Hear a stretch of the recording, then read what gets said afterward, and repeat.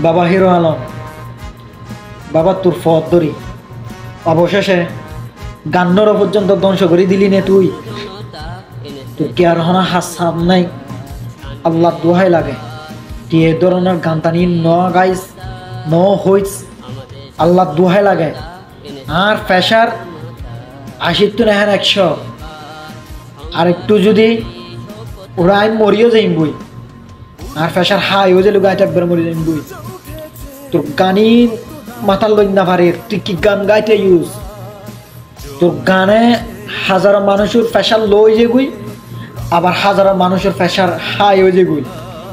ইতে মাঝখান দিয়েও তাই না পারে, উদ্দিও গিয়ে করি না পারে, নিচেও গিয়ে করি না পারে। ইতে এমন ভাবে লোর মধ্যে যার গুই মরিবার পথ ছাড়া আর কিছু না পারে।